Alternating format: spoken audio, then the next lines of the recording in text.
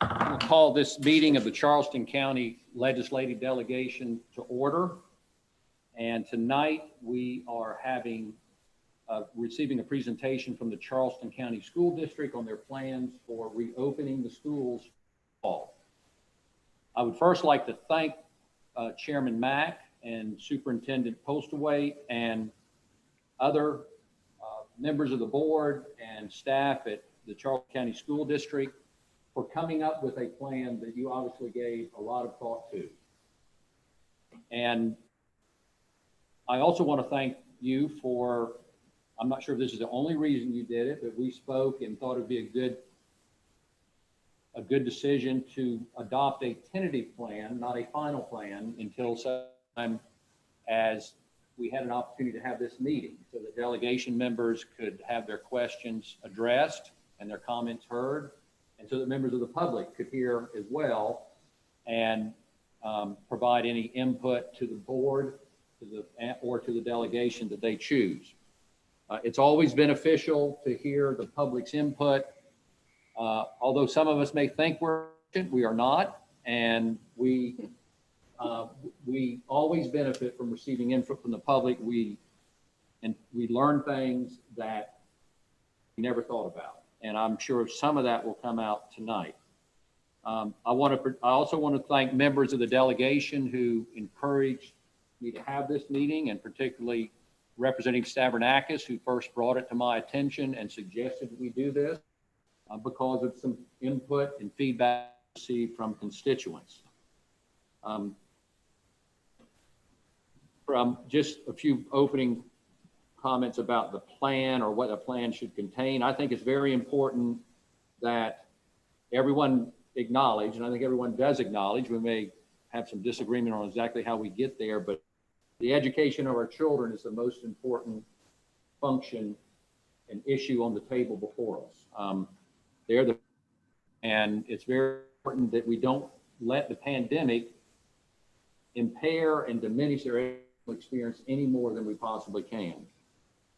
Nothing's more important than that.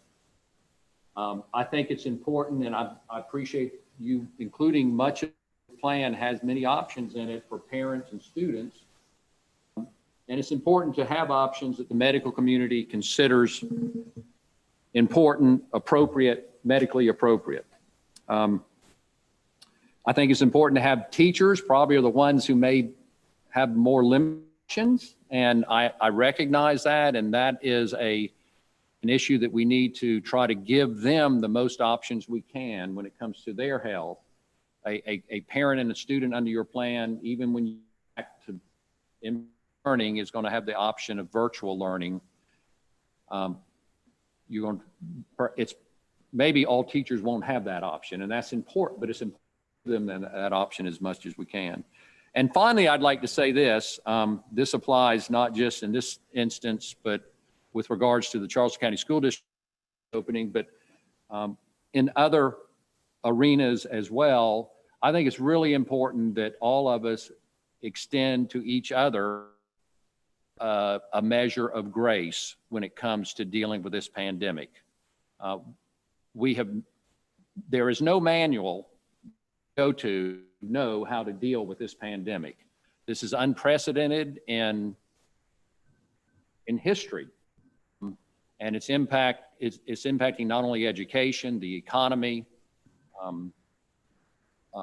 everyone's daily life is dramatically impacted, and we never dealt before. And so it's very important that we collaborate, that we listen, that we work cooperatively, and that's this meeting. And I appreciate you, Superintendent Postlewaite, of being here and presenting to us. And I think Chairman Mack would like to make a few comments, and then we'll go right into the presentation by the superintendent. Yes, thank you, Mr. Chairman. Good evening. And thank you to the members of the legislative delegation for joining us here for this evening's meeting.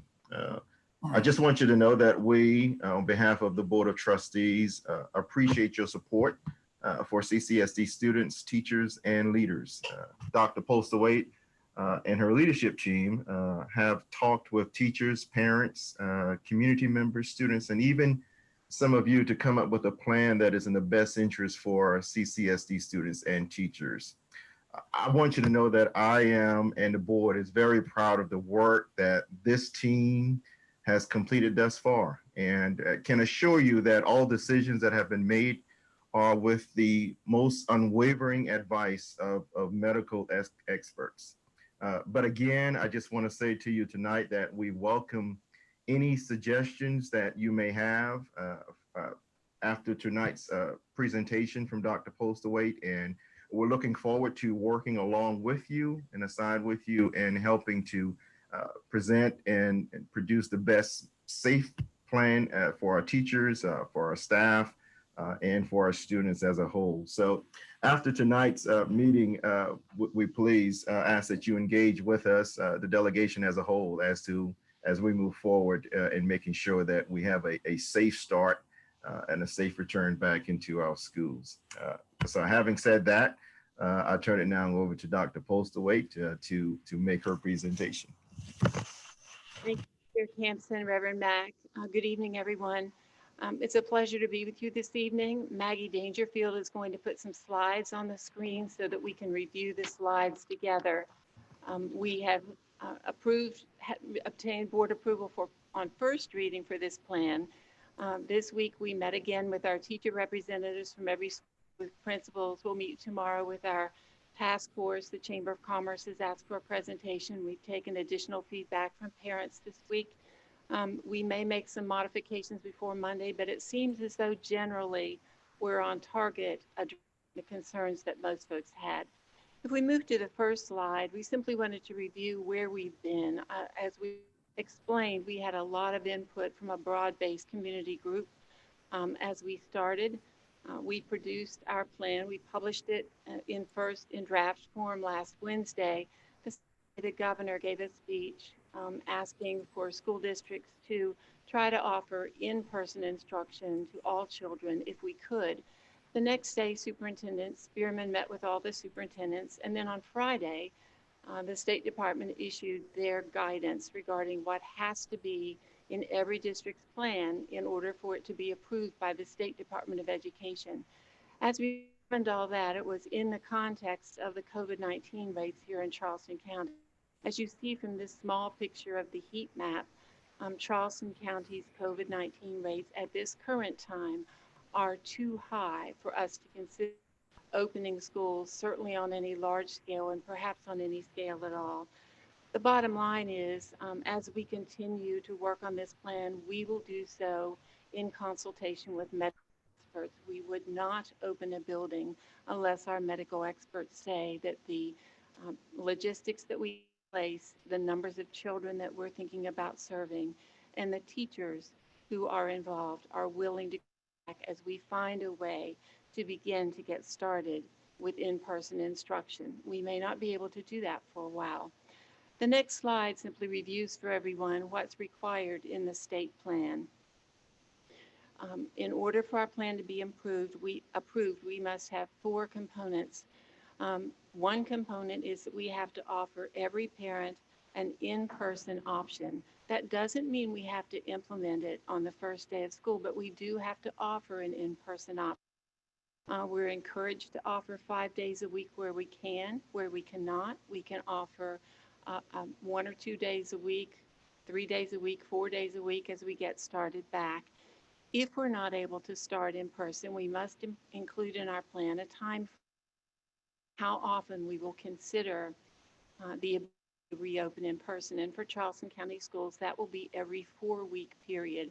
Every time we've had a two 2-week cycles to see to what extent the COVID-19 infection rate begins to come down.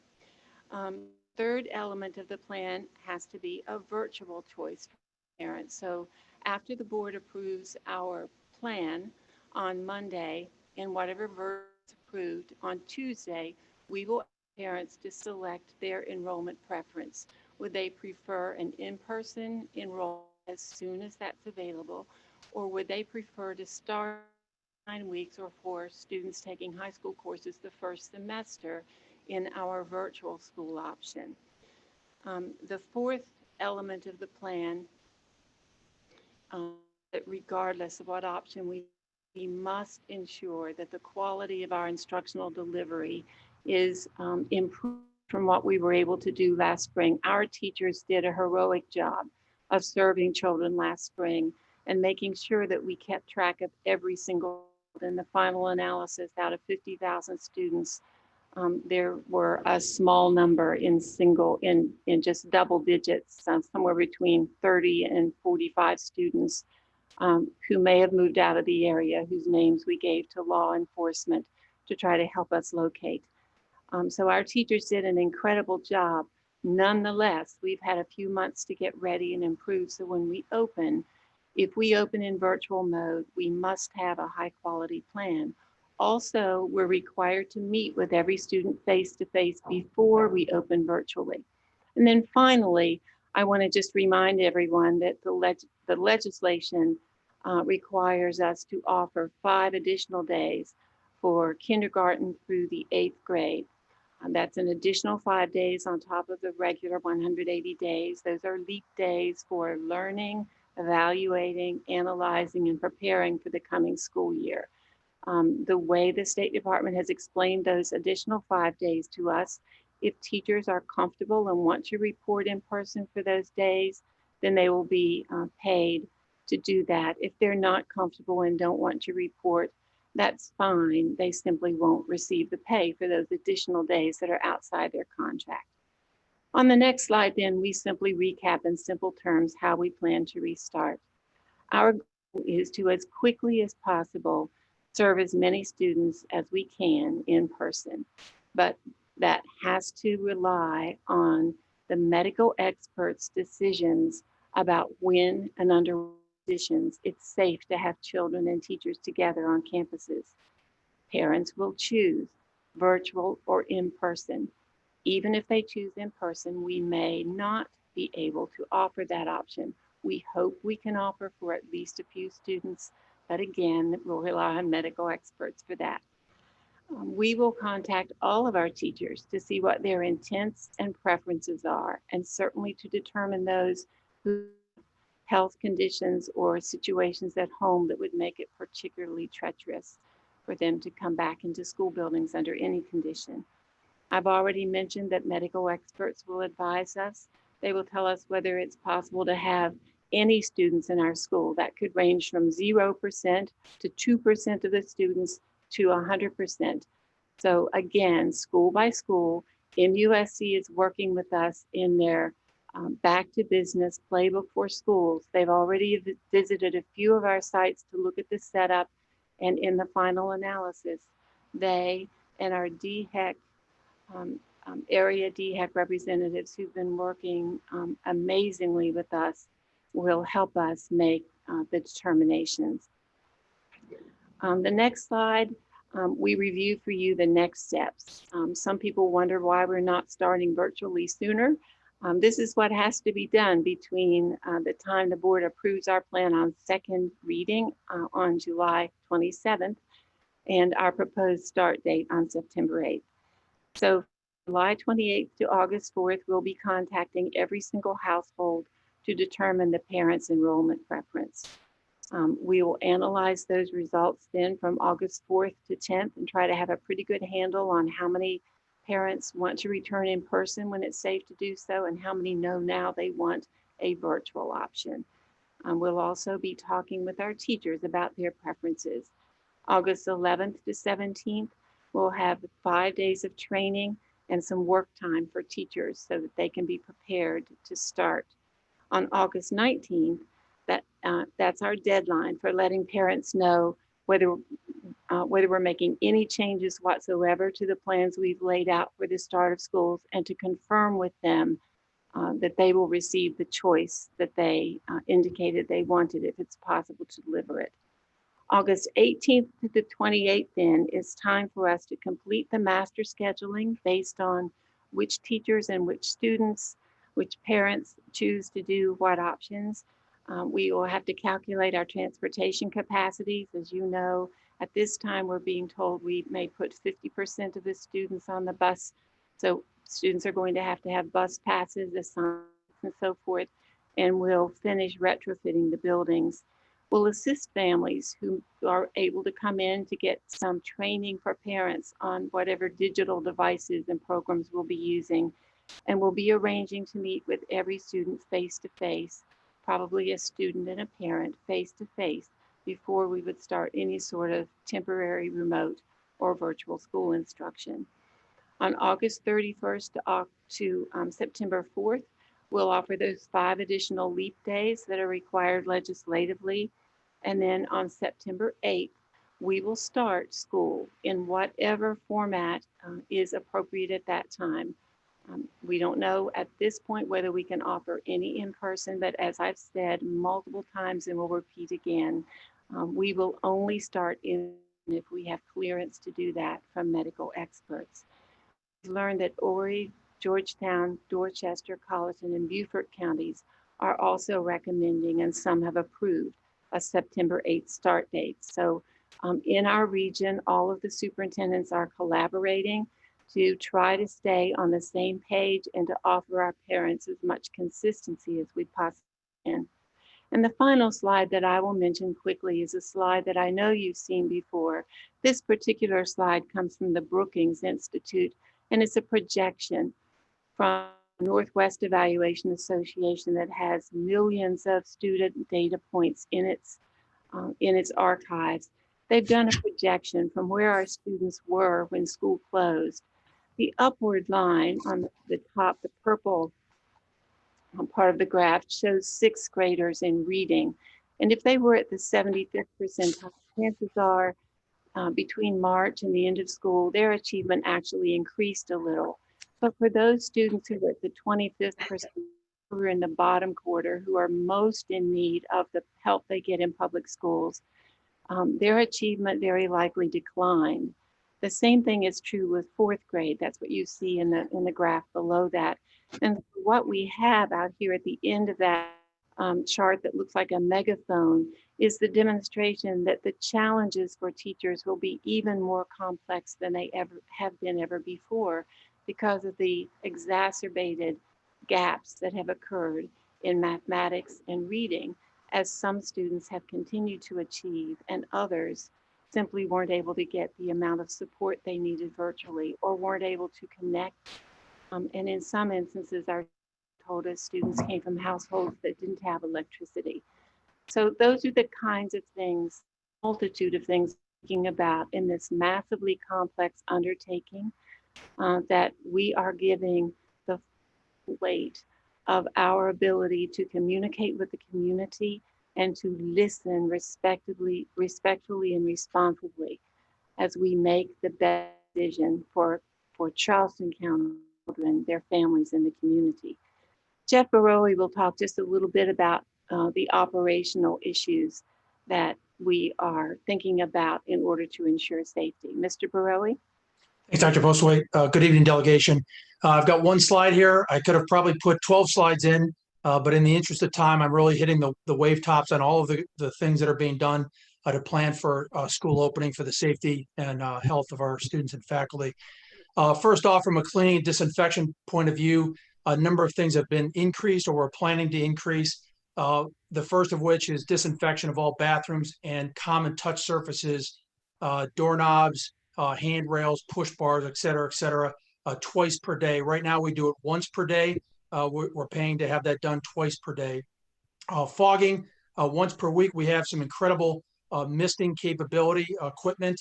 We're going to ensure that we have one of those misters in each and every school, along with hydrogen peroxide solution that's used to basically fog a school. We're going to do that once a week, roughly 20% a night for each school. We'll be disinfecting the buses, double the amount as well. We'll be treating those buses during the midday period between the morning and the afternoon runs and after the last run. From a facility improvement perspective, there's been a lot of media coverage on our desk dividers. Our facilities crew has really had a Herculean task and project ahead of them and are well underway to creating an environment where we've got kids at their desks where they don't have direct interface but can see the students in front and around them. We're going to be finishing up or we've started the elementary schools. We're working our way through the lower schools first, working up to middle and high schools. Not every classroom will need a divider. If we can get social distancing without it, we'll certainly look at that. But we want to create an environment when our kids come back that we've got that spacing available. Bottle fillers, we're going to be transitioning from the water fountains to fillers. Most of our schools already have them. We will install them in the remainder of the schools and have water bottles for each employee and child, and we'll turn the water fountains off in our schools. Air conditioning, I will tell you that this is a common concern that I get from teachers and parents on what we're doing with HVAC. Our systems are pretty incredible, and we've made them even better through the summer and ready for the start of the school year. We've analyzed each and every unit. Normally, we only take a close look at about 20% each summer, but we've looked at all of our systems very closely. We've identified the upgrades of filters, taking it up to the highest possible level that the manufacturer recommends, so that we filter out as much of viruses and other substances as possible, and making sure that all of our fresh air equipment, which cycles air in and out of the building. I like to challenge our teachers to say, I'll bet none of you have a home with fresh air equipment, because I know I don't. And we do have it in our schools, and that cycles the air in and out of the school. We're going to start those systems early in the morning and run them later in the afternoon than we normally do. And that's monitored with CO2. So as the CO2 levels, if they stay steady, we know that air is going in and out of the schools. Portable HEPA units, this provides additional filtration in our nurses' clinics. Those are on board right now, one in every clinic. Moving on to buses, as Dr. Postlewaite said, 50% capacity is our limitation. We really appreciate the fact that that number came out early to allow us to begin to analyze what we have. We've talked to all of our principals. We've looked at our data from last year, and we're very close to having routing options to display and present to our leadership that would hopefully maximize and offer transportation to any child that wants to come back via bus. From a food service perspective, we will serve hot lunches every day. We're hoping to have breakfast and lunch pickup in the cafeterias, and children will take their food back to their cafeteria if there's not a space available either within the cafeteria or outdoors to eat. That is a process that's well underway and ready to go. And we would still provide virtual school pickup to those students that deserve and have warranted a free or reduced meal. We're going to work that out. So if the kids aren't in school, we'll have capacity to be able to do that. Lastly, I just wanted to touch on our COVID protocol. Again, one of the common questions I get is, what happens if somebody's positive? Well, our routine is in place. Our protocol is in place. Back in March and April, when we were out of school, our nurses supported DHEC in contact tracing. That gave us some really good experience and be able to do it on our own. And we turn that around within the day. So if we find out somebody's positive, we investigate who needs to be quarantined with that individual and are able to inform those people right away. And concurrently, we take a look at the cleaning necessary in the spaces that the COVID positive individual was. It's a process that I have a lot of confidence in, has been working very effectively since we got back into schools here to work. We will refine those school notifications for when we go back to school. One of the common parent questions is, how will we find out? We'll make sure that we protect personnel privacy, with the making sure we don't release data that we're not supposed to release, but let folks know what we're doing in our schools. I'm going to go ahead and turn it over to our CAO, our Chief Academic Officer, Carolyn Belcher, for the next slide. Hi, it's nice to meet all of you. I'm sorry that I haven't had a chance to meet you in person. I just joined the Charleston County School District in January, and it's been an unusual transition, as I'm sure you can imagine. This fall, parents are going to have several options around the instructional programming. Specifically, if we're able to open safely in person, we have analyzed every school and are in the process of completing that analysis. So this summer, we engaged all the principals in a question around how should we reopen, like every school district across the country. The question was, what should our schedule be? How do we accommodate students? And very quickly, our principals came back to us and said, we want to serve as many students as we possibly can safely. So that has been our orientation throughout this entire process of trying to figure out how to do that. For that reason, principals looked at their building and tried to figure out if they had the capacity to allow kids to come back in person with social distancing, with some of the safety protocols that Jeff just outlined in terms of plexiglass barriers. And we think that close to 50% of our schools, again, assuming that the virus level goes down to a point where we can open, they could bring back students safely. So given that, parents will have a choice of 5 days a week of in-person instruction or virtual academy, which would be a fully online model. Alternatively, some of our schools are right at capacity, so it will be very, very difficult to have large numbers of students in the building and still maintain those safety procedures. For that reason, we will go to an alternating schedule. Now, we've selected in Charleston County the AABB option, and I'll talk about that in just a minute. The idea here is that because we can't fit every single student in the building, we will also have a group of students that are able to go to school 5 days a week. So as we think about this, the AA model looks like this. A student would go to school on a Monday and Tuesday. On Wednesday, at least for the first 4 weeks, we're going to make sure that we're practicing safety protocols, that we are giving time for the teachers to plan both for online or at-home options, as well as in-person instruction. And then the BB group will come on Thursday and Friday. Once we feel like we've got the routine up and running, it's going well, we will then transition to an AAA-BB schedule. So bring Wednesday in as an instructional day, and then the following week would obviously be an AABBB. As all of you know, none of the options that we have are ideal or perfect. The reason why we chose the double day option is that we have to take time every day instructionally to set students up for at-home learning. So at the end of every Tuesday, the teachers will have to have students download the material for the week, give them written work if that's the form. And so that takes time every instructional day. So by going an AABB model, we can do it just once. So it'll be Tuesday afternoon, obviously, on the AA group, or Friday afternoon on the BB. Also, there was a slight preference, and by that I really do mean slight. We went through a week alternating and day alternating, but a slight preference on parents that it's a bit easier to allow us to have childcare if we can say we need childcare Monday and Tuesday, or we need childcare Monday to Wednesday. So that was the intent behind that. And I think I would say finally, now obviously if it's not safe enough to do this, we're going to go to a virtual option. And when we send the survey or intent to return form out to parents, we'll be explicit that if it's safe, I would prefer my child come to school in in-person instruction. If we are not able to open it safely, temporarily, I want my child to be in remote instruction. We know that many families want their child's teacher to be working with their child remotely. And so we want to make sure if we have to open fully remotely, we have that as an option. I want to assure families that it's going to be very different than what we did in the spring. As Dr. Postlewaite highlighted, the spring, I'm proud of what we did, but knowing that we have to teach new content, that we've lost a quarter's worth of instruction, we have to accelerate to have more than a year's worth of instruction in one period of time. Every second counts. So we are going to have a much more structured day where there's a scheduled time where teachers are doing what we're doing and teaching in a video conferencing format, followed by opportunities for independent work, and then the math class, and then the social studies class. I think you understand. The key thing here is to make sure that we're able to regularly monitor student progress, assess how kids are doing, and quickly regroup if students are not progressing satisfactorily.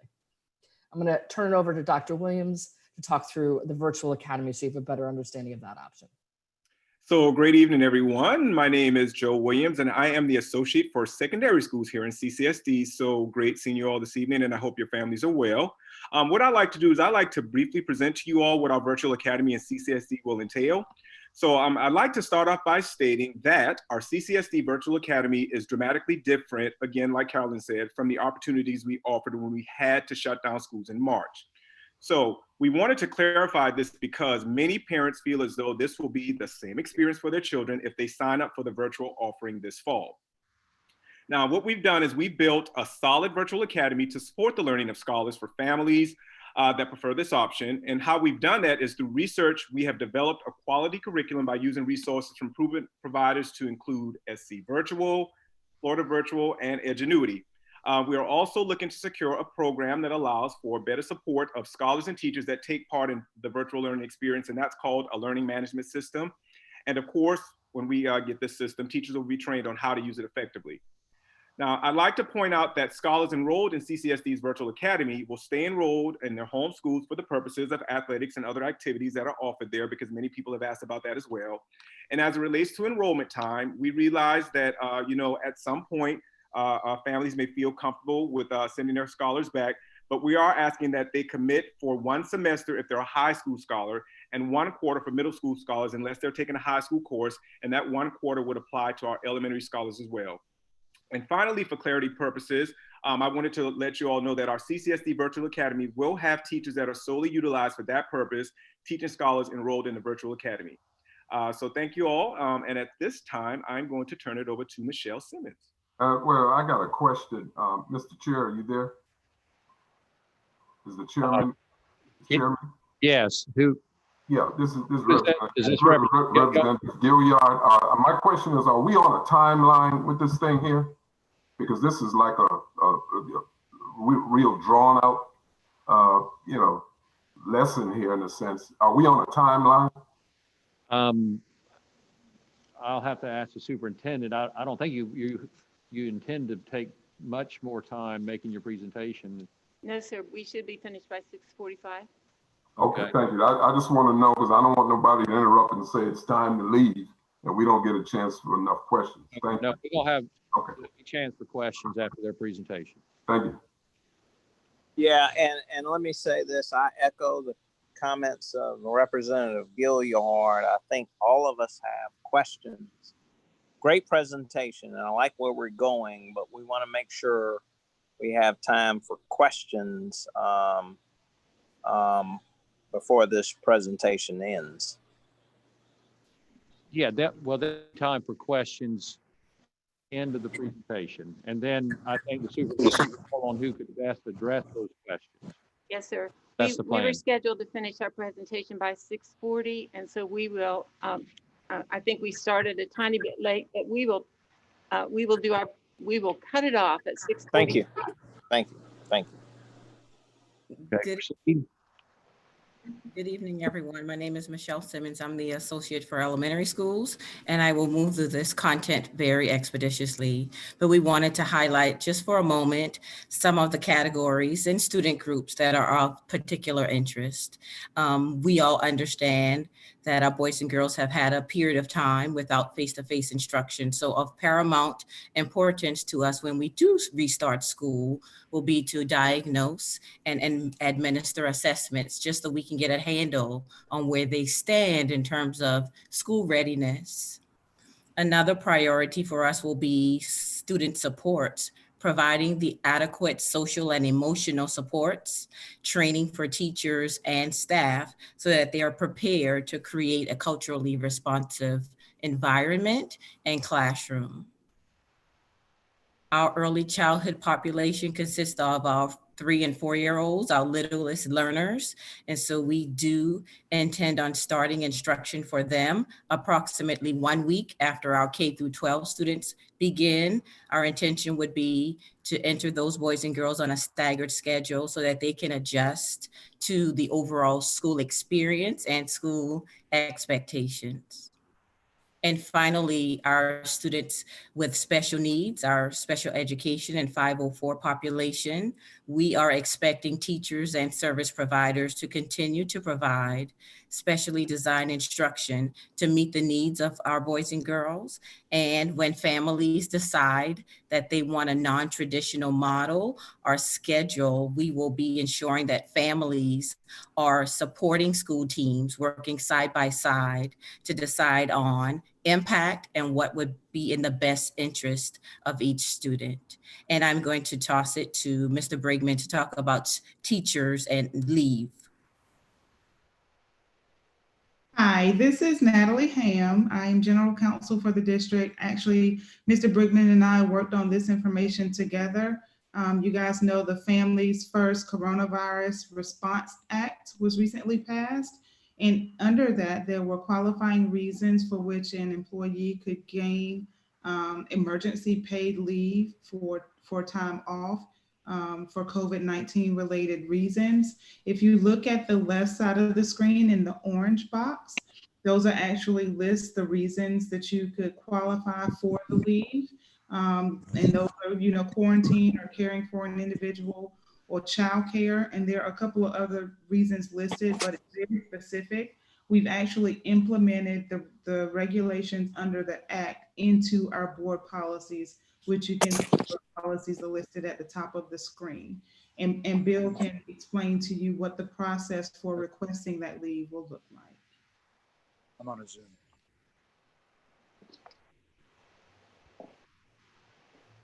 Anyone else, Superintendent? Mr. Kennedy, you want to just quickly do a flyover of the costs and the revenue? We have 3 minutes left. Thank you, ma'am. Yes, I can do that. Good evening, delegation. I'm Don Kennedy, the CFO for the school district. So everything you've heard so far from the operations side regarding the safety protocols and measures, excuse me, the additional supports associated with the academic side of the house, those come with additional costs. We do expect substantial increase in our costs because of COVID-19. These two tables here show some of those costs. On the left-hand side, the $4.3 million are those costs to get schools open safely in September for in-person, if that's the case, but it does not represent all of the costs for the entire fiscal year to maintain those safety measures. On the right-hand side, the 5.5 are some of the academic expenditures that we anticipate for this year. And again, a lot of those costs are only for opening up, and we do expect additional expenditures throughout the year. Next and last slide, please. As you're aware that we will be getting a CARES funding from the federal government. The numbers on the left show that CCSD will receive 13.4 million. We'll be able to allocate 12.8 million once we take the indirect costs out of that. We will allocate that based on the basis of student enrollment, and you can see the enrollment numbers here. We have an estimate for the private school, the ones that are going to participate. We finalized those numbers late this afternoon, so that number is actually 3,200 in private school enrollment.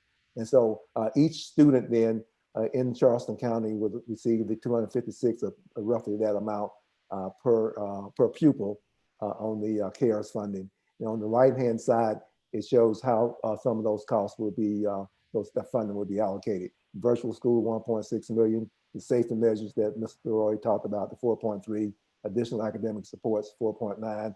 The charter school allocation will be 1.1 million, and the private schools that have opted to participate will receive $800,000. And then the last point at the very bottom here in the left-hand corner, we have a process that we have to go through to be able to put in a grant application to the state to receive the $13.4 million. With that, I'll turn it back over to you, Dr. Postaway. Thank you. And Delegation and Chair Campson, if there are questions that you have, any questions that your constituents have, they can reach out to us at safestart@charleston.k12.sc.us as we continue to get their input on our plan. Thank you so much for listening, and we will turn it back over to you now. Okay, thank you for the presentation, and we'll move immediately into members' questions. And the first is Representative Matthews. Okay. Hi, thanks everyone for coming to the meeting. I had a few questions. One of the questions I had is, what type of PPE do you plan on providing the teachers with? Mr. Barone? The teachers will be provided with cloth masks for use, and in the highly specialized area where there's detailed interaction with students, or in the nurses' clinic, there would be face shields and gloves if necessary. Are you all requiring the students to wear a mask during the instructional day in the classroom? It all depends upon where we stand in the COVID cases at that point. Our plan was to have the students wear masks and the faculty wear masks in the transportation on the school bus, coming into the school, down the hallways, going to the bathroom, going to the cafeteria. If they got into their spaces in the classroom and had adequate social distancing, we would allow them to take the mask off. That is what we're looking at right now, but that's subject to change based on recommendations from medical professionals. Okay, I just had a couple more quick questions. I know everybody has questions. I saw in the funding, there's funding for a vaccination nurse for VFC program. Can you tell me what VFC, what does that stand for? I don't have the acronym here in front of me, but it essentially is federal approval to issue vaccinations. You have to have a qualified nurse running the program. And what we have found because of the COVID-19 pandemic is that children are not being vaccinated. And we want to make sure that when they come back to school, we have the ability to give them those vaccinations. We have set up at least one event with our medical professionals to offer vaccinations. We did that last week at North Charleston Elementary School, but having that ability to issue vaccines would really help parents and allow kids to get back into school safely. Okay, and the last question I had was, when she mentioned the levels to be safe for return, if the levels were safe, I need to know, what are the parameters for that? What are we talking about specifically when we talk about safe start levels? At this time, the metrics that we have are those that were issued by DHEC. We're working with local medical professionals to see if there's any way in any school setting where we could bring back even 5 children or 10 who are among those who most desperately need services. But for the general population of students, the only metrics that have been approved for us to use are the DHEC metrics. And do we currently meet those metrics? I don't know what they are. Nobody knows what they are, but we're saying we're using them. The DHEC metrics would say that our daily infection rate needs to be much lower than it is now. It needs to be about 50% lower than it is currently. And we need to see a pattern of decreasing infections over 2 weeks, which we have not seen consistently. So there are 3 different criteria and they're on the DHEC webpage. We can send those to you. Thank you. That's it for me. I do have a question. Okay, next is Representative Mace. Okay. Members, I think you need to text Ben in order to get in line. I'm taking him, and he's watching chat as well, but I'm taking my order of questions from Ben through chat or texting to him. Okay. Okay. Representative Mays. All right. Thank you, Mr. Chairman. Representative Kimmons, thank you for the question on the threshold, because I had a question on that as well. And then what are the services available? How are we going to handle, those students who are most in need, either their nutritional needs, mental health needs like counseling, or maybe those that can't do the virtual option because they don't have internet, or maybe they don't have someone at home because, their parent might be working. I mean, how are we going to handle those who desperately need the school services? Thank you. Representative Mace, those are the children whom we want to get back in school as quickly as possible. And that's why we're hoping to find some approval with metrics that would allow us to serve our highest need, most vulnerable students in person. If their parents are willing for them to be served in person, if teachers are comfortable once they have seen the safety precautions that we have taken, and if the medical experts who have visited the sites approve what we have in place. We will have to start with a few time and move forward from there. We're putting on we've hired extra mental health counselors. As you know, the state is providing additional Wi-Fi expansion capability, but in the final analysis, there are children who will not have the supports that they need to learn well virtually. So it's our goal to get them back in school as quickly as can be done so. Thank you. And then one last question for some students that may not have masks or can't get them, will the schools be providing, PPE or masks for those children? Yes, ma'am.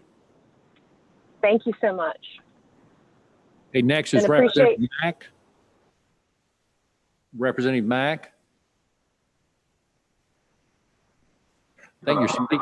Okay, thank you so much. I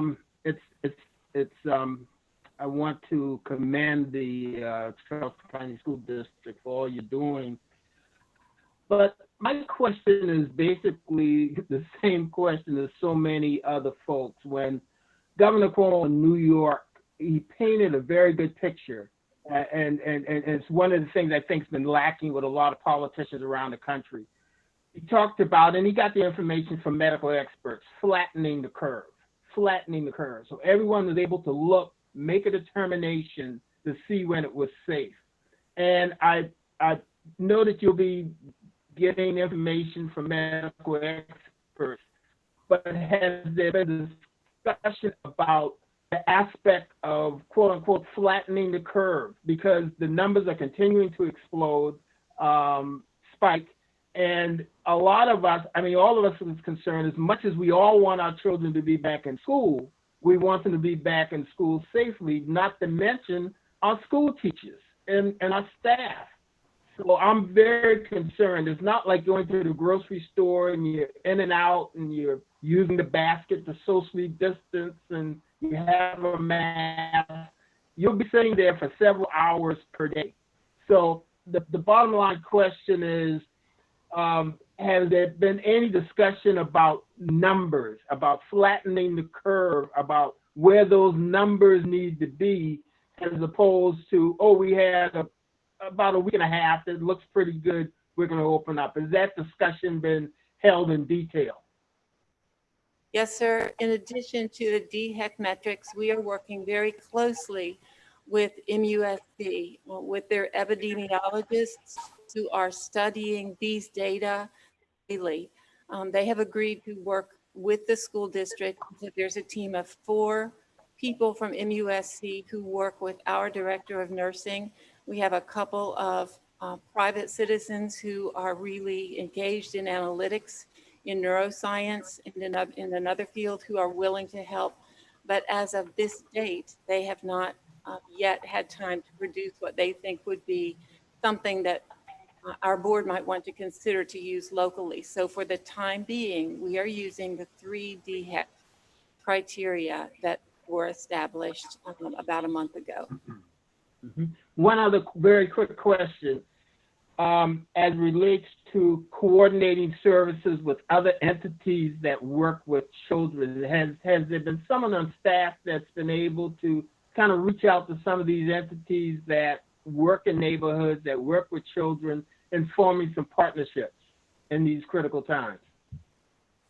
Yes, sir, they've been wonderful. Both the other state agencies and the nonprofits in our area could not have been more generous with their time, their talent, to go knocking on doors with our staff. Okay. Thank you, Representative Mack. Next is Senator Kempson.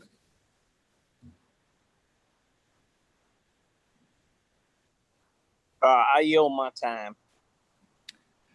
Okay, next is Representative Stavronakis.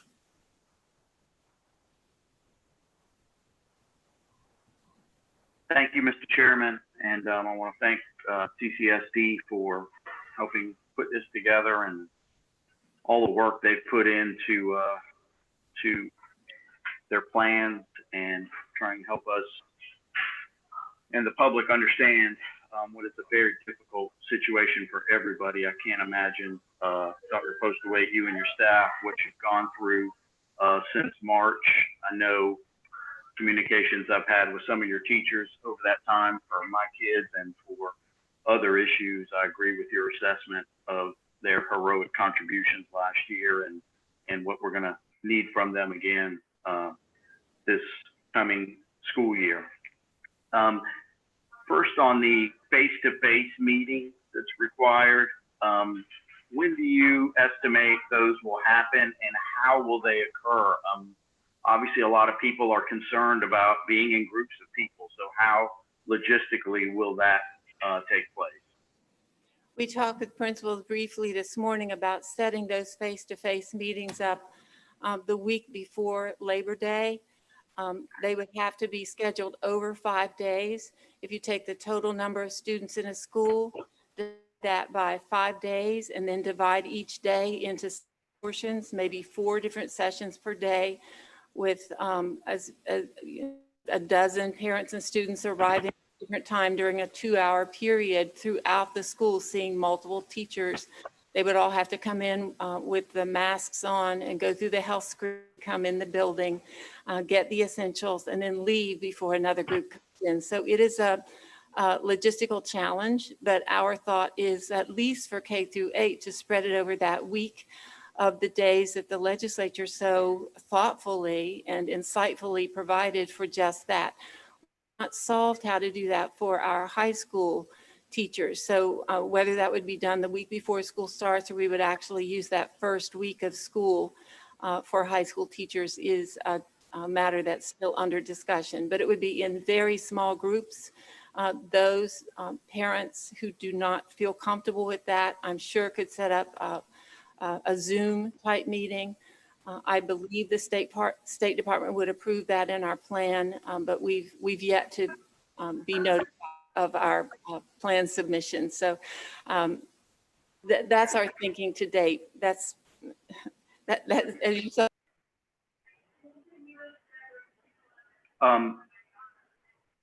So I know y'all are saying you're planning to start on the 8th, and assuming you did, of September, when do we, assuming everything went to plan, when would we finish school? Did we lose the home? Erica, I think we lost Dr. Postaway in the boardroom. Okay, it looks that way. See if we can get that back up. So Representative Sabanakis, I believe the end of June, I don't know the exact date, but it's near the end of June, and if we start on September 8th is when the completion will be. Okay, so that makes and 5 days longer, right? If you have kids in elementary school. Yes, with the leap days, correct. Those would be 5 days on the end, or I thought they were 5 days at the beginning. Yeah, I think this is Kate Darby. I think they're going to do 5 days on the beginning for the elementary kids. Yeah. Okay. Yeah. So they'd be basically sometime earlier in September. I'm going to unmute and turn it on. There they go. Are they back? I think we are. Yeah, the leave days would be at the beginning of the year. This is Dr. Williams. You are correct in saying that. I think it was Ms. Darby. And also it would be for our K through 8 only. Okay. And let me try to get through a couple more quickly. I don't want to monopolize too much time. How are y'all planning, if you have students in school and someone tests positive, teacher or student, what are the plans for how to handle that? Representative Tabernakis, this is Jeff Broey, the Chief Operating Officer. As I mentioned earlier, we've got a full nursing staff in place that has been doing just that so far. We've had teachers test positive that have been in schools. Obviously, with a small population in the schools, it's been easier. But the minute we're notified that there's a positive case, it is assigned to a nurse who investigates with the family the exact contact that student has had with their surroundings. The general rule of thumb that DHEC uses now is if you've had contact for more than 15 minutes and within 6 foot of an individual, you're on the list to be quarantined. So we would do that investigation, determine which students and which teachers would have to be quarantined, and we would clean the classroom or additional spaces in a school if necessary. If we were, but you could see a scenario where someone, say the 3rd week of school, a student tests positive in a class. It's possible that class continues to meet. Yeah, yes, it is. It is possible, and that's the way it is right now with everyone else. It all depends upon the contact that child has had with other children. So it doesn't necessarily mean the entire class is shut down. The teacher will be interviewed. Kids will be interviewed with their parents, and what kind of contact they had with the student that was positive would determine which students are quarantined.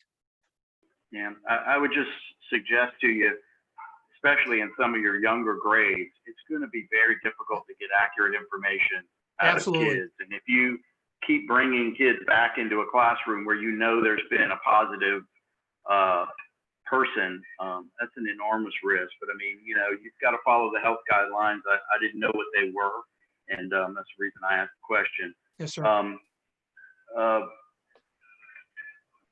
Someone mentioned IEP and 504 plans. If a student's in a virtual program, virtual only, how is that going to be handled in terms of getting them the accommodations and assistance that they normally receive? Yes, So, sir. Ms. Belcher, yes, go ahead. Sorry about that. The key thing in the IEP or 504 plan is to make sure that we are meeting the goals that are set within that plan that are unique to that child. So if we can accommodate those goals through virtual instruction, and that can range depending on the child's particular need, we will do so. If we need to adjust our typical strategy for how we meet that need, we'll reconvene the IEP committee as well as the 504 plan group to adjust the IEP and the 504 plan for the new context, and recognize that we're doing these services over an online medium or whatever the adjustment might need to be. I think the thing I would stress to families is these are unprecedented times. Some services, such obviously as physical therapy or students with extreme special needs where they need teachers to actually pick them up and move students around and give them extra support in that way and get really close to kids, we're going to have to adjust our practices and have much more safety equipment in place to make sure that we're doing it well. But our goal here is to make sure that those kids are meeting their IEP or 504 plan goals. Okay. My last issue, Chairman Mack, you and I have talked about this. It looks to me like your virtual only option would not involve students being taught by the teachers at their normal school. Is that correct still? So I'm looking, you know, first of all, I find that disappointing. I think it's risky and difficult for a lot of kids to be separated from their normal support group at school, the administrators and teachers that know these children well. And it's also difficult for them to be separated from their support system in school amongst their classmates. So I have shared those concerns. I continue to have those concerns. I would much rather see some kind of virtual option that involved kids having teachers from their normal school, if at all possible.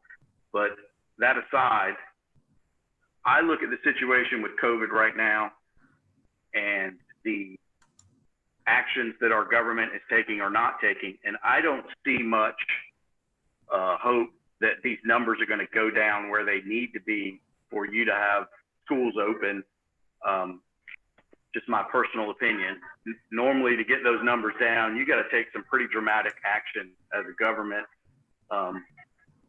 to make that happen. I don't see those things happening right now, and if they don't happen soon, the thought that the numbers are going to go down far enough by early September to me just doesn't seem realistic. Hopefully I'm wrong about that, but that's what I see. Knowing that kids will not be taught by their teachers if they select virtual only, what incentive do they have for selecting that if schools are likely not going to be open anyway? What are you going to do with all of these students if you can't open in September? So I don't think you have room for everybody in that outside virtual program, do you? So what incentive does a kid have for taking that option when you're probably not going to be opening schools anyway? So Ms. Belcher, please confirm that we have adopted the national model, but those, if we go virtual, that our teachers within inside our buildings will be teaching virtually, correct? That's correct. If we have to open, I mean, the teachers have, as I'm sure you understand, sir, a mighty task because we're essentially planning for the possibility of opening fully virtual if the virus levels don't go down, as you just said, and let's all work together to make sure we do our part to bring them down, obviously. And then if not, they have to prepare for a hybrid model where they may have multiple groups of students that they're teaching and students who are working at home when they're not physically in person. If a family chose your virtual academy, but then you didn't open school, would they have the option to opt for virtual instruction from their home teachers instead, if that's the direction it ended up going? When we put out the survey, our intent is to try to make explicit, and we haven't quite, we're working on that right now, that if we have to open fully virtually, that is their preference, that they have their home school teacher. And then the virtual academy is a separate distinction. So that is our intent, that if a family, and if the virus levels were in a different place, they would have wanted their child to be with their homeschool teacher for some portion of safe in-person learning, but we can't do that, and they want full virtual, that they're making that clear. I got you. All right, thank you all for your time.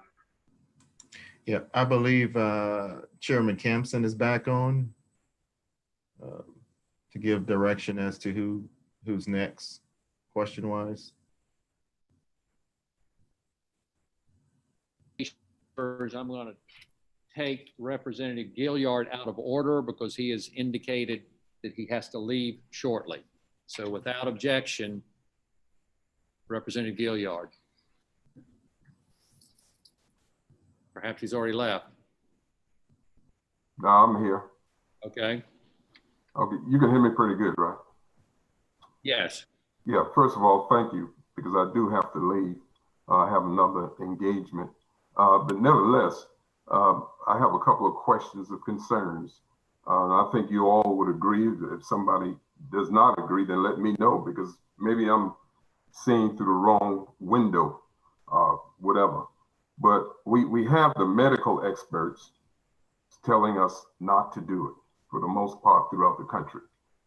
We have situations where we now know that they had to change their position as far as schooling, businesses opening. You know, we have the teachers, and who better else to tell us on how to handle this whole situation. But we have the medical experts, we have the teachers telling us don't, for the most part, don't do it. This is the perfect storm, ladies and gentlemen. And for the love of God, I don't know why would we want to put our children out there like that and have to endanger the teachers and the parents. Because I don't know about you ladies and gentlemen, but in my district, I go to my schools because I have a lot of schools in my district. And I look, the first thing that would hit my mind is the fact that, and I'm quite sure, this Postal Wade, I sent you a letter, I think it's about 2.5, 3 months ago, asking to have a Zoom meeting, but nevertheless, you never answered me. So we should have already had about 3 Zoom meetings thus far as I'm concerned. But nevertheless, what we have in the communities, the children, for the most part, they stay with their grandparents. And these people, you know, these are older people. These are our elders for the most part. These kids don't stay with their parents. Okay, so here we are with the perfect storm. What's going to happen when we have a backlash? I don't see a plan B. You know, I see all this information we have about this program that you guys got, but this plan has not been tested, has not been tried. And I don't know, is this plan working anywhere else, or is this something we created in-house? Okay, and you know, when we talk about the teachers and the parents, this thing that y'all have about signing disclaimers, is that still on the table, Ms. Postlethwaite? If I'm a parent, I have to sign a disclaimer before I bring my child to school? No, sir, that is not on the table for Charleston County. I'm sorry, this is Natalie Ham. Glad to hear that. Okay, because that's a warning sign unto itself, and it scared a lot of people off. Okay, but nevertheless, do we have anything on the table that would give the teachers hazardous pay to work in this environment? Because we're still under, I would think, a state of emergency, but I don't see, and I did not read that in the CARES Act.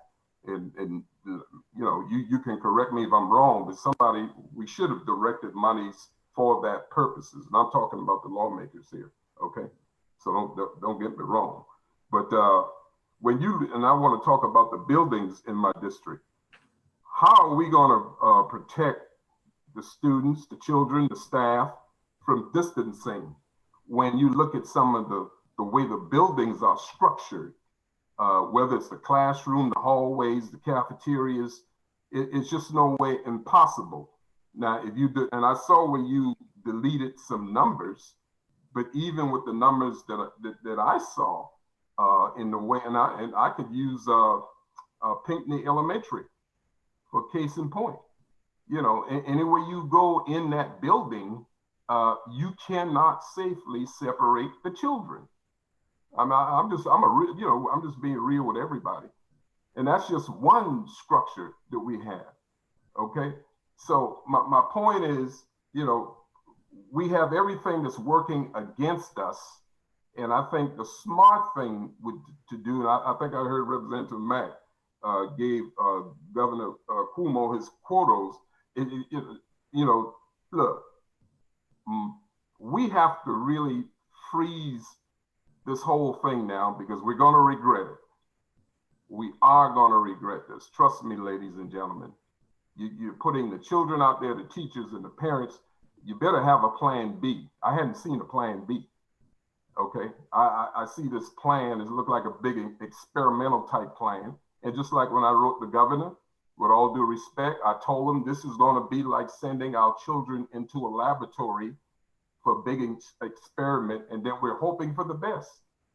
Okay, I don't want to be in that position, ladies and gentlemen. If it was my kids, and I don't know how many of you kids going to have going to public school, but this is not good. I think we need to admit that we are about to make a big mistake. I think we need to turn this whole thing around and rethink this thing. We're getting ready to go into flu season. That's going to cause multiple problems. Okay. We don't know what we're dealing with. We now know that the children are coming down with COVID-19. The children. Okay. So we better rethink this whole thing, ladies and gentlemen. I think and I'm finished here when I say this.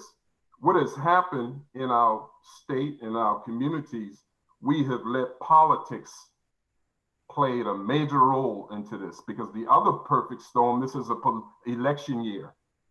That's not good, along with COVID-19, because some people don't have true intentions. They just want to follow the lead from Washington. There is no leadership in Washington. Y'all take that any way you want. But that's just my opinion. People are dying. The numbers are not on our side. We're having a meeting like we're flatlining. You know, everything is like on the down with not so. Even to this day, the numbers are still peaking, ladies and gentlemen. You guys are smart, okay? But we got to be real here. What the heck? We're sending our children into the perfect storm. It's not good, Mr. Chair. Thank you for the time. Dr. I'm for virtual Postlewaite, reality all the way. Yeah. We have to go virtual. Dr. Postlewaite or Ms. Belcher, could you please answer Representative Gilliard's question? We do have two plans. There's a plan A and a plan B. Can you please explain that, the plan A and the plan B, to Representative Gilliard? I requested to see the plan B. I think we looked at the A so far. You presented that today. I had not seen a plan B. Okay. So the two plans, Dr. Postlewaite, are you on? Yes, sir. Okay. Can you respond, please? I can. The plan itself has two parts. One is an in-person part, if that becomes safe anytime during the school year. And the plan is that if that is not safe, it's all remote. It's all virtual with frequent check-ins with children, as it's safe to do that. Those are the two plans, and they are modeled after national models. We are on conference calls with the largest school districts in the country every week. We're keeping up with the national models, and Belcher is looking at the research that exists. So the plan A and plan B are in together in the plan that we've presented. Thank you for expressing the concerns. We have the same kinds of concerns. about children who are going back into households, particularly in populations that are especially vulnerable to the ravages of COVID-19. And I hear people describe this thing like going to war. Well, we're in a war with no commandos. Nothing has been tried and tested. All we know that people are still dying, and that's dangerous. It is so dangerous. And I'm just appalled to the fact that we won't wake up to that fact. Everybody, you know, we want to give each other accolades. I think we're not at that point now. Okay. I think we need to wait on the accolades. Yeah, I'll treat anybody with dignity and respect, Mr. Chair. Like when you open up, and I appreciate that. I respect everybody I'm looking at. But look here, this is so urgent and so serious. And we got to be real about this. Thank you, sir. Okay, next is Senator Sin. Thank you, Chairman Campson, and also Dr. Postlethwaite. I appreciate everything that y'all have done. Maybe I'm the only person who feels like it's, for my family at least, we're going to shoulder into this thing, because you can bring in all the counselors and stuff that you want, but the bottom line for my son, and my youngest son is 15, he needs to be there in person. So we're willing to do it. And I love my father better than anybody. And we all have people that we love, but we also have to do the best that we can for our kids' education. And for those who are asking questions without a solution, I would ask that you at least present a solution. I would, Dr. Postlethwaite, ask two questions. One is for those people who have decided that they want to go online only, but then halfway through the year maybe decide they want to go back to the school. I understand you can't have 25 different start dates and things of that nature. It would be disruptive, but at the same time, could we not have an option that maybe parents go online for half a year and then at midterm decide if they want to come back? Yes, ma'am. I have to keep switching computers because we've had technical difficulties, so we can only speak from one here. But yes, ma'am, that's exactly the plan. Carolyn Belter talks about on-ramps and off-ramps. So at the elementary level, if you're in all virtual, at the end of the first 9 weeks, you could switch back to the other option if we've been able to open up schools and there's capacity at your school. At the high school level, we would ask it for 1 semester because the course will run a semester. If you're in AP Calculus online, you would not want, of course, to be switching. So as you suggested, at the end of a semester, if we're able to open safely and a parent feels more comfortable, then that option is always there to transfer in or transfer out of the virtual option. For the children who chose to go to regular school, if we have to open up in remote mode, they may go 3 weeks in remote, come back with the same teacher back into the classroom. So that's the kind of planning that's going on, and that's the level of detail so that we can get our services to parents and children just as customized as possible to meet what parents want and children need. Again, with the collaboration of our teachers. Thank you. So that dovetails a little bit into my next question. Now, everybody is saying how great the teachers have done, and the teachers have. Nobody has experienced anything like this before. And for people to say we're throwing our kids to the wolves by sending them back to school. I mean, our option is what? Not send them to school? I mean, we have to do something. But I can tell you from my perspective as the mother of a 15-year-old who goes to Academic Magnet, that was not school, what we had in March. And everybody is given Senator Greg Hembry, all these, down thumbs and stuff like that for saying that it was subpar. And I think he said a D or something of that nature. I witnessed my child, who was used to a very, very rigorous schedule, go from that to 2 hours a week. So the counselors would say, wake them up at the same time each day and make sure that they are trying to keep the same schedule. They don't have the same schedule. They have a class at 8 a.m. on Monday. Then they may have on Thursday a class at 2. It changes. Everything changes. That is not school. Yet I can tell you that the private schools, Senator Kempson can attest to this, I'm sure. And my sister has a child in a private school, and she's part of the family, obviously. So she was here with me a lot. She's in elementary school, or actually she's in 5K. But a lot of the kids that I know, they are in private schools, and those kids had to attend class regularly. You keep your same schedule.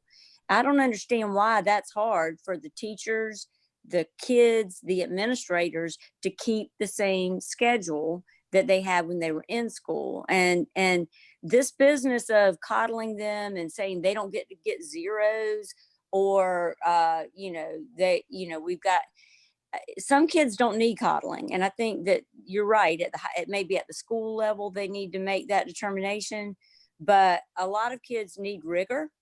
And what are we going to do to provide that rigor regularly? Ms. Belcher, do you want to respond to the question about the rigor? Certainly, and I appreciate your point, Ms. Sun. I think we operated with grace and to the extent that we all could in the spring, because none of us expected that to go on as long as it did. And as you know, we were very lucky relative to other districts in Charleston County that we had already made a significant investment in being able to distribute devices, having some online adaptive digital technology. But I would say definitively, I think in-person instruction is always better. The challenge here is that we have to deal with what we've got. So our strategy in moving forward is to do what you suggest in terms of having a very clear schedule of classes across the board. Again, we're leaning towards having teachers report to the schools, even if we open fully virtually. So they'll do instruction from classrooms and be able to have that one-on-one instruction in terms of a more organized day. And that we will have regular accountability and assessments. At the state level, the guidance was to not teach new content. And obviously, in the spring, that is not what we're going into this year. We have to catch students up. We have more than a year's worth of work to do. So it's critically important that we accelerate instruction. So we're going to have to regularly monitor, assess, and move students through. Okay, but thank you. Just to follow up on that, is the intent to make it like a full day of school? Because I can tell you, Porter Cal, Ashley Hall, and even Hammond in Columbia, they had never faced COVID before. But even with the little ones, they had to be there from say 9 to 12 and keep their regular schedule, whether it's show and tell or whatever on the Zoom. And then in the upper levels, are we going to make the kids have a full schedule, not a couple hours a week, not even 3 hours a day, a full schedule, maybe skipping PE and then showing on Zoom that they've exercised, things of that nature? Is it going to be real school? The intent is to have a daily schedule. Now, there will be adjustments, obviously, for developmental appropriateness. So having a younger child in front of a screen all day just doesn't make development appropriate sense, right? So part of what we're thinking about is, if I were to give an example, that in the morning, they would have their morning meeting, their chance to do the number corner, then they go into ELA for 30 minutes, and it's like this again. So there's a class being held and a teacher instructing, and then the student might be asked to do adaptive digital content more independently for 30 minutes, get up, walk around, and then come back again for math, where we do more of the face-to-face. Like, we're going to have to adjust to recognize that the screen is not the same as the classroom. High school. You keep talking about elementary school, so I understand that. What are we going to do for high school? Because my son does not need to be coddled. I don't need to hear from his guidance counselor. He didn't do a lot of his work, and you know why he didn't? Because he said that he was going to make the same grade no matter what. He couldn't even raise his grade, and he knew he was going to finish with A's and B's because couldn't give zeros and you really couldn't do anything. So what are we going to do to make these kids that are used to being challenged? So I was on the faculty meeting with Academic Magnet this week, ma'am. I don't think you need to worry. So they were most concerned about the fact that the delay in the start meant that they had to figure out how to accelerate AP instruction and make sure that students were ready for the AP test, which is still going to be held likely at the same time of year. So this is creating a challenge for them. We're letting the schools decide their particular schedule to reflect their courses, and obviously whether we have to go back in an AA or BB, but the expectation is it's a demanding course load. Thank you very much. Okay, next is Senator Grooms.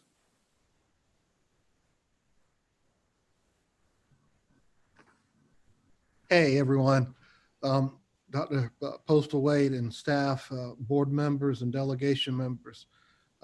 As we've learned just for a little while we've been on here, there's a great diversity of opinion about what we all ought to do. And that's the way it is in everyone's home. That's the way it is in everyone's family right now. There's differences of opinion. Some believe we should pretend like there's nothing out there that can harm us, and there's some that just want to shut everything down and everyone stay inside, and one day we'll come back out. So as Senator Campson started out the meeting, I think we ought to give everyone a little measure of grace. I appreciate the efforts of your staff and what you're trying to do to move through something without precedent. We haven't done this before. So it's not like we've tested it because we don't know. But I do believe that safety of our students, teachers, and staff has to absolutely be first. If we have to push back the school start date, then we need to. And it's my understanding from what I heard that if everything goes right, if the medical community and the experts are telling you to start, that it's okay to start in classroom instruction, that can occur beginning September 8th. Is that right? Yes, sir, it would be miraculous, but that is correct. It is also correct that we will check every month. And if we can begin October 1st, we will, if we have to delay. So we will continue to check just as quickly as we're able to. And based on advice from medical experts, we will. And our hope, just to be very frank with everyone, our hope is that we could bring a few students into schools where the medical community says the setup is safe and the teachers themselves are comfortable working with students.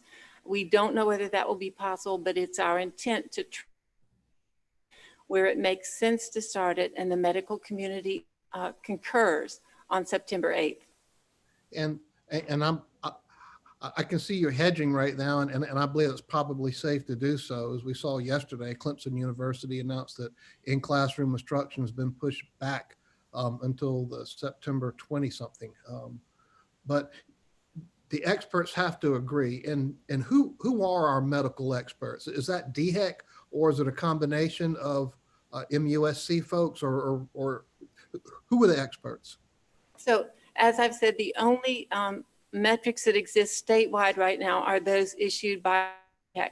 Locally, Dr. Katie Richardson is working very, very closely with DHEC unit and our district, and the officials at MUSC include four physicians who are assigned or requested to work with us by Dr. Cole and Dr. Cawley. So they're both on the hospital side and on the SC side. One is an epidemiologist, and we also have a pediatrician who's an epidemiologist who's a parent of a child in one of our schools. And do the experts report to you and you report to the board, or because it looks like there's a possible rolling start date, that if the experts don't agree, who makes that call at the district level? Is that you, or would the board be empowered to push back the in-classroom start date too? The board has that authority, and just as the experts and the school district can agree on what those criteria look like, so they could be shared publicly, and everyone can understand what we're looking for and what the community has to together in order for us to get the numbers under control so that we could open. That's what we want to do. We simply have not, because of the extra workload that's been created for the folks at MUSC and DHEC, they haven't been able to donate as much time to us as they had hoped to donate when we first talked about this about a month or 6 weeks ago. So the data, the metrics come from MUSC in concurrence with our local DHEC. They would be site specific with respect to the kind of setup that we have at each site. and they would be transparent so that the entire community could see what it is we're looking at, considering, and then the final vote is up to the Charleston County Board of Education. And so is it a rolling 2-week window or okay, so 2 weeks? It's rolling 2 weeks, but we need 2 weeks at a time because there's a 14-day quarantine period if you inadvertently infected someone else. So you have to look at it. That's why we're saying we will revisit those metrics once a month, because that gives two-week rolling periods. Okay, so September 8th could easily be pushed back to sometime in October. It could be that we have to start all children remotely on September 8th. And then October would likely be the early start date, unless we're in the middle of a 14-day decline. That is a drop off that shows the entire community has heard to wear masks, wash your hands, and social distance. And what was the 3 criteria? I know it was a decrease for 2 weeks. That was the third. What were the first 2? Jeff, do you recall what the 3 are? I don't have them in front of me. I can look them up really quickly. Yes, ma'am. It's the 2-week incident rate, a trend in incident rate, and a 2-week % positive rate. And that's related to the number of people that test positive and that going down. So 2-week incident rate. So we have to have each of those 3 items are graded low, medium, and high. And so we have to bring all 3 of those down, or in some cases 2 out of 3, I believe. But we're high in all 3 right now. We're high on all 3. And correct. It appears to me that we'll be pushing things back beyond September 8th, unless something miraculous begins to happen in the community. We've talked about having parents have options. What about teachers? Because the teachers are mixed on this too. I know some who are anxious to get back into the classroom, and I have some who, quite frankly, are very fearful of going back into the classroom. How are we addressing teachers' needs right now? Because I tell you what, our teachers, they've been asked to do some things in the past, but right now, what they're being asked to do, they're absolutely heroes, all of them, and they deserve the absolute utmost respect for every one of us. These are trying times, and I want to make sure our teachers are well taken care of in this, particularly those who feel that it is unsafe to go back into the classrooms. How are we dealing with teachers who do feel like their health would be jeopardized if they were to step back into a classroom? Senator Grooms, we are, let me take this off. We are surveying next week after the board approves the plan. Based on the contents of the plan the board approves, we will send the enrollment intents to all parents. During that same time frame, we will reach out to every single teacher, see what their preferences are, what their intents are, and to check to see if any of them have conditions that would prevent their being able to come to work safely. It is our hope that we can match, we get the parent surveys back, that it will be possible to match the preferences of the teachers with the preferences of the parents. That's where we're going to start. I hope that will work out. I would hate to force someone to come to work who is deathly afraid of being in that classroom. I don't think that that's the right kind of learning conditions or working conditions to ask anyone to work in. So that's our stand. Obviously, there are some issues that have to be addressed with respect to the current state laws regarding the conditions under which any of us can not to work. So we may need the legislature's help with that. Absolutely. Whatever that you need, that our teachers need, please communicate that as quickly as possible. Because I'm with you. I don't want someone to feel obligated to be somewhere where they're not safe. It wears on them, and everyone's perspective right now on the disease, on this pandemic, is different. It just is, and that's reflective in the delegation of some of our comments today. But we do have to be about the business of educating our children, but our educators have to feel comfortable in what they're doing. And again, I do appreciate your work. Our gain was Ori's loss, but thank you for being here. And Ms. Belcher, welcome to the Charleston County School District. My gosh, what a way of baptism by fire, absolutely. And I appreciate the open communication that we have, and I hope this continues throughout this, because it's unprecedented. None of us have done this before, but we want to make sure that we look out for the needs of our community the best we can. And I know you're doing the best you can under these circumstances. Thank you. Next is Representative Pendarvis. Good evening, everyone. Thank you for the opportunity to speak. I'll echo Representative Stavronakis' comments in saying that Dr. Postlewaite and your staff, I know that this has been an extremely challenging time, and so I commend you for putting this together. I know it isn't easy, and we're all over the place as far as what needs to be done, but it has to be done, and certainly I commend you for it. I do have a few points that I want to address, but I'll just make a blanket statement before getting into my questions, which is simply to say that I would love to go back to school. I want to go back to school. I think our children and teachers want to go back to school. And that's never been the question about the desire to. It's never been a question about the benefits of in-person versus virtual, because we know that our children are in a better position in person. The question has always been and remains, is it safe to do so? And if it is, how do we do it? And how do we make sure that they get the kind of education that they deserve and the quality that we're prepared to give it to them?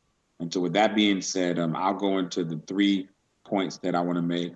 I did ask a question in the chat to Mr. Barori earlier, and so I'll follow up on that point, which is I asked about if a student tests positive, or will that student have to quarantine? I'm reading that he said that 10 days since symptoms first appeared, and the fever-free for 3 days with improving symptoms, and then close contacts are quarantined for 14 days. So the 2 questions that I have as it relates to that is, one, I guess there are 3 questions. 1, what's the process for reintegration after the quarantine? 2, while on quarantine, will they be going through the virtual academy? What's that like? And then 3, what's the provision for if there's some kind of class outbreak where you've got an entire class that might be infected and come back at positive at the same time, and there are about maybe 10, 15 students. What's the plan for that? So I can answer one of the questions. When we have children who have to be out, it is our plan, because it's such an unusual year, to have teachers or support staff, paraprofessionals who can, when the students are feeling well enough, reach out to them and make sure that they get the lessons that they're missing. We think we can organize ourselves to do that. With respect to the other questions you ask, we absolutely follow the advice of DHEC BC when it comes to the way that we respond. Mr. Baroi's department is responsible for making certain that we know those protocols are and that we follow them. So he may want to say a little more about that. I would just add, I think it's a great comment, it's a great question. We have to be prepared for the worst case scenario if there is what would be called an outbreak, and we would really be relying upon the advice of our medical professionals. Every case is different, and so to say this is, if 1 kid is positive, 2 kids are positive, 3 kids are positive, all depends upon that contact. But there could be a circumstance where indeed an entire class is sent home, and an entire school is closed because of the number of cases. That is something we are going to have to work through with our medical professional to determine what that break point is and when we would go that route. Okay, and I get it. I mean, you guys are in the unenviable position of having to make that decision, because, my fear is we don't know, this virus is continuously giving us, throwing us in different directions, and we could potentially be in a situation come fall where we're on an incline again. And so, obviously that's going to dictate. So I understand why there's a lot that you can't make a decision on now, but, for clarity purposes and for reassurance for, mostly our parents, teachers, and students, having those provisions in place are good. So thank you for that answer. Did you answer the reintegration part, how they get back into the classroom after, I know that obviously after the quarantine, is it just simply, you know, do they have to, I don't know if you said, do they have to test negative a couple times? No, they do not. There is no requirement to test, but one of the things that we are researching is the possibility of getting approval to do the nasal swabs at school. And so there is a chance we'll Isn't have that like the most intrusive one? No. That's the PCR test is the most intrusive. Okay, The nasal swab is the easy one. I got you. We're looking at getting our nurses approved to be able to do that test, which could be part of the protocol, although it's not required to be tested to come back. And then the other point I did want to make is that if the student just has symptoms and is not ill, they can be receiving schooling at home during that entire time that they're quarantined. So they may not be absent. They may continue to be schooled if that's possible. We want to take advantage of giving them that opportunity. Okay. And since you just answered that question, you'll be the one for this one because it's more for an infrastructure standpoint.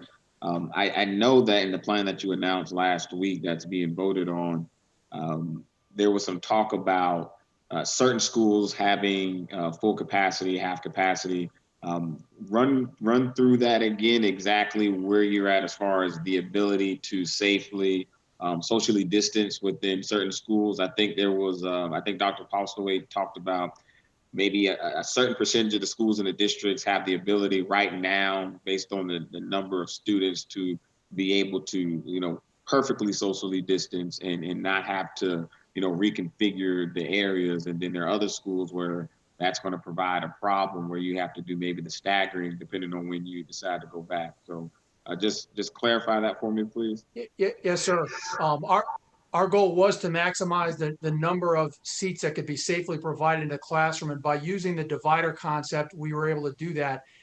Even if we can achieve the full capacity of the school based on the current rates that we have, although we could achieve the 6-foot distancing, the rates are so high, we would not want to put our schools in a position that just because we can fit every kid back at this point, we wouldn't bring every kid back. We want to determine that maximum capacity. So when we receive that point where we can bring all the kids back with 6-foot social distancing or the dividers, we know what that number is.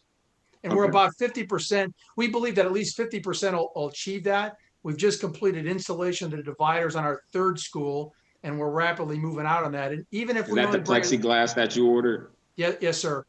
And even if we bring a smaller number of kids back, those dividers will still be very effective in reducing contact between children. So it won't be a wasted effort. Okay. And then my final question is, are you asking students or parents to sign any waivers? I see Natalie is on the call with legal, but is that something that the district is considering? No, it is not. That's not. We're not considering that. It's not on the table for Charleston County. Just to be clear, this is Kate. Just to be clear, Berkeley County School District is, but Charleston County is not. Okay, all right, that's important to know. Well, thank you. I've got more questions, but for the sake of time, I'll reserve those for reaching out to you all individually. But thank you for the opportunity and thank you for doing this. Thank you, Representative Darvis. It's Representative Moore. Yeah, thank y'all so much for putting this on. Y'all gonna have to bear with me and look at my glamour shot. I got a couple questions. Number one, I'm just real concerned with and obviously these are unprecedented times and everything seems to be uncertain in all aspects of life. But my mom is an educator, has been in the educational field for 40 years. I've had a number of conversations with both superintendents and educators and parents and students since this pandemic started. And I guess I'm just really concerned that instead of, based on where we're currently all, which all of you all have said at the school district, it's not possible. It doesn't seem likely that September the 8th is going to be a start date for in-person. So why not just take the position that it's not going to be September the 8th? Why have a plan B when we know realistically that there is not a magic cure, or these trends aren't going to change based on the lack of leadership we've seen as far as the things that need to be done, i.e. requiring masks throughout the state and other things. The numbers aren't going to go down. So why are y'all so insistent on having a plan A and plan B to open in person on September the 8th? That's my first question, and I'll wait to ask the next couple. So the answer is that regardless of how we start, the conditions under which we start, we're going to have to be prepared this entire year to transition from the ability to bring some children in person to a COVID infection that would not permit us to bring any children in person. So we have to have both plans ready to go regardless. We're holding out some hope we might be able to bring a few students in. I'm not talking about thousands of students, but we may have a few students who could start in person on September 8th if they and their parents want them to start, if they desperately need to start, and if their teachers are willing to teach them, if the medical professionals say for this and these particular children, this is safe under these conditions. We don't think that we'll be able to start. It would take a miracle for the numbers to drop, but we do want to be ready to start just as quickly as the numbers diminish, the infection rate diminishes to the point that it makes it safe for parents who want to have their children in school and teachers who are willing to come back to be able to do that. So it's a bit like the one if by land and two if by sea. We need to be ready with both options, and throughout the year we may be in situations where we have to transition from one to the other. So we're not saying only going with plan A. We're preparing for both plans equally.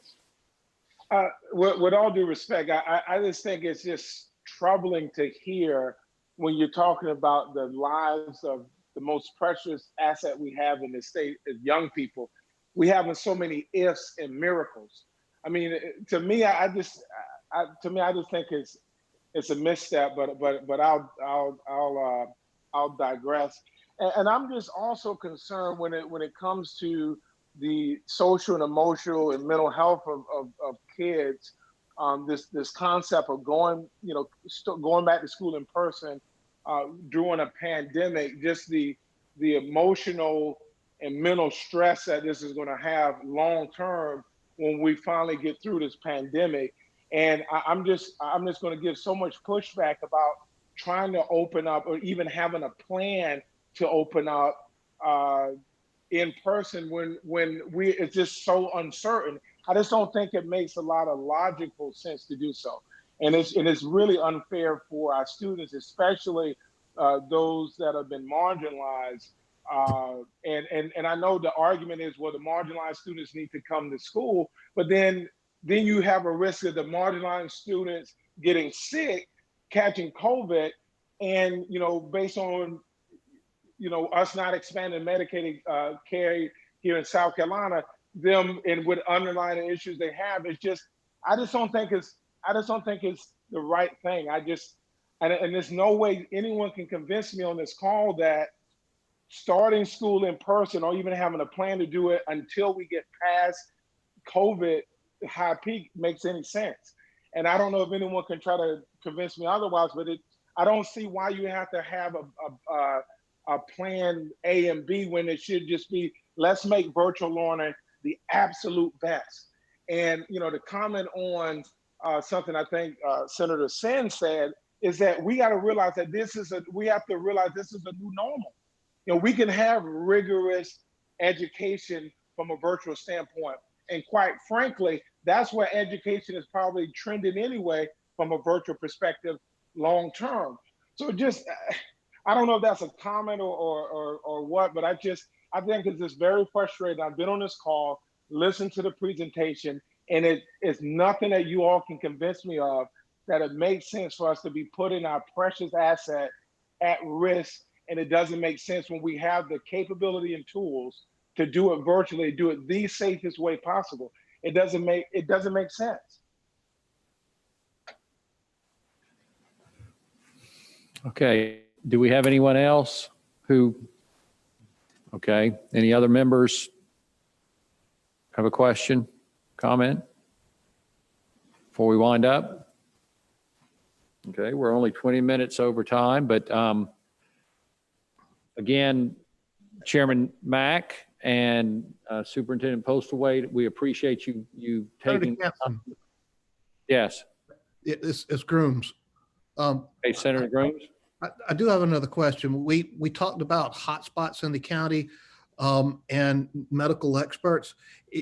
Is it possible where one part of the county could actually have in-classroom instruction and another part not?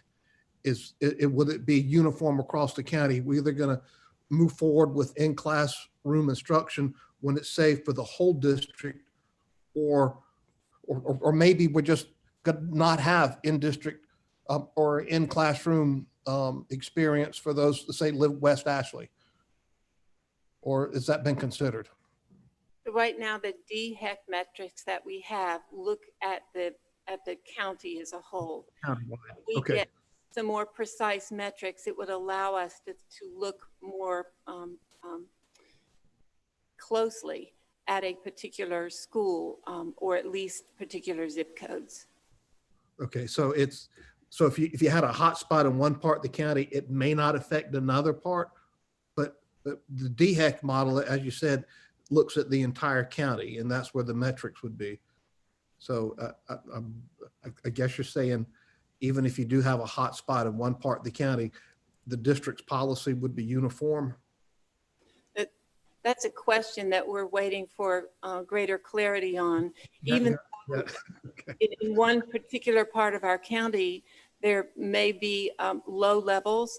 The question is the extent to which teachers coming to that school are coming from other areas of the district, or the children who are coming to that school on the weekend interact with family members from other areas of the district.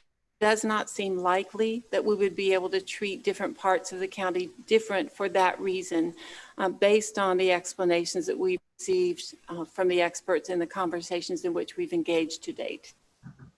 Okay, thank you for that. Okay, well, members, thank you, and for your participation and your interest, and to the school board, to Chairman Mack, and to Superintendent Postlethwaite and the staff. We appreciate you being responsive, and we appreciate obviously you've put a lot of planning into this, and anytime I think of planning, I reflect upon General Dwight Eisenhower, who was the Supreme Commander for Allied Forces in the European theater, and he was Supreme Commander, and he had never commanded troops in battle. I don't know if you all have ever read his biography, but I know that until I read his biography. And why would the president appoint Dwight Eisenhower, who had never commanded troops in battle, to be the chief Supreme Allied Commander in the European theater? And they did because he was such a detailed and specific planner. That's why they did. And he planned for years for the D-Day invasion. And really the fate of the world, the fate of the free world, was on his shoulders with the decisions he made. And he delayed because of weather. He resisted Stalin, and Roosevelt resisted Stalin opening up another front on the Eastern Front. But it's really his planning. So it's very important.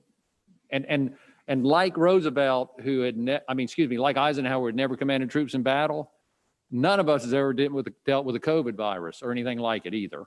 And so I do appreciate the planning, and even if we have to push it back, or even if it never materializes, that you do in-person learning, which is very important to do, but it's very important not to put people's health at risk, including the teachers, who are the ones who have the least amount of choice at this point. And I agree with Senator Grooms and others. We really need to pay attention to their concerns.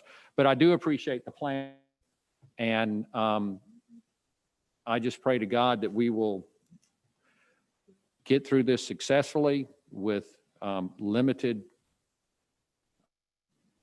health risk and damage to our students' health, but also do the best we can when it comes to educating them, because that's something that they're going to carry with them the rest of their lives. So we appreciate that. So with that, we'll stand adjourned. Thank you.